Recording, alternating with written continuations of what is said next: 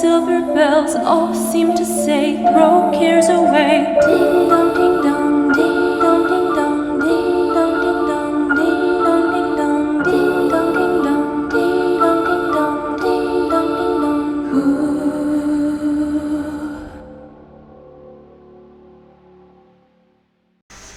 So hello, welcome to the 13th of December. This is the 13th day of the mystery box. We are now entering the second half of the mystery. So hopefully you guys have all got some ideas, and hopefully this is going to start going somewhere. Well, it's already going somewhere. So I have my list of suspects. I have a few number one suspects, but I have a number one suspect. But let's have a look at the evidence for day 13. So this is copies of evidence sent to detectives for further information. It's all in a nice sealed envelope. And we have got Briggs investigation, 13th of December. These days seem to be coming around faster than ever. Anyone know where Nick disappeared to yet? Another question, why oh why are the richest also the greediest? Sounds very much like Bezel had set his sights on our boy, which, based on his previous history, might spell bad news for our chances of finding him alive. See what you think. B. Contents, magazine article and statement. So this is the magazine article. So this is interview with an entrepreneur. It says, hi Johnny, how are you today? I'm excellent, thanks very much. I'm excellent every single day. Every single day, because I plan to excel in everything I do. Otherwise, what is the point of even getting up?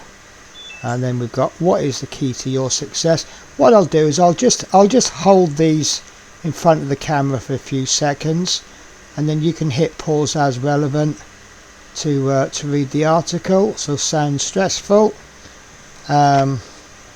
Speaking of burying people, you were famously convicted of attempted murder after an incident with a competitor, and that's him. That's Mr. Bezel. And then, when do you plan to relax?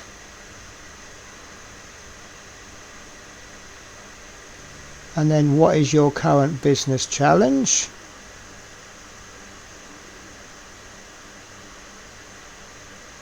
There we go. And all change in the big city. Not sure if that's going to be relevant. Where are we? There we go. And then we've got throwing it all away. It's an all too common tale. Business owners taste a little bit of sweet success and let it go to their heads. Okay, and then there's an advert there for Waistcoat Wines, the Chardonnay Training Centre, and that is the magazine article. So let's have a look what else we've got. Witness statement. This is from the shop owner. So this will be looking at our timeline. This will probably be in relation to when he was round about, there we go, 6:15 on the 29th, last seen by postmaster.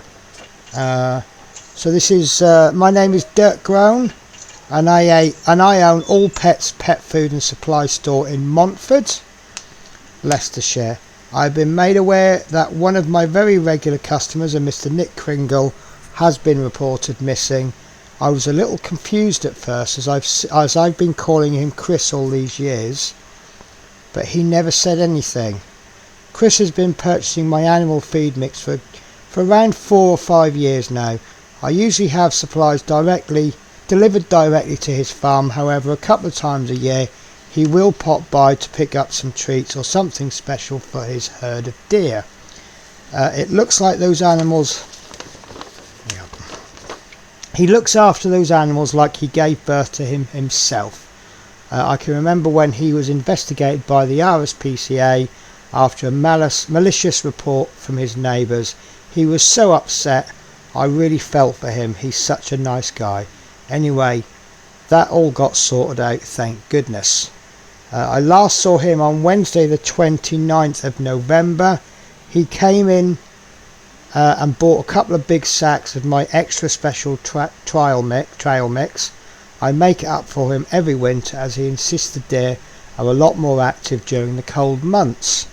He also bought a couple of sacks of carrots to treat them with. I loaded them all into the boot of his car, took his payment and he left. It was only a quick visit. He told me he wanted to get to the post office before it closed. He seemed in good spirits, quite chatty for him as usual, in a bit of a rush. I checked the time on the payment list and he made his payment at 15:46. He prepaid for another couple of sacks of carrots for delivery next week. Not sure what to do with them now. So that adds just one little bit of information. Well, I don't know. I don't think it adds much at all, because he was last seen by the postmaster at 4:15 and his phone was turned off at 16:24. If anything, it makes him a suspect, because he's obviously gone missing sometime between no, if he was seen by the postmaster it couldn't have been, so that's an alibi for the shop owner. Am I confusing everything here, guys? So tell me what you think. Does that add any information? All we've done really is brought that Mr. Bezel, Johnny Bezel, it's brought him into the spotlight a little bit. We know he has an association with drugs. We know he's associated because we've got a car registration number, but to be honest with you, I can't see his motive yet, apart from the fact there were drugs on his desk. Listen guys, you have a wonderful day and I will catch you tomorrow for envelope number 14.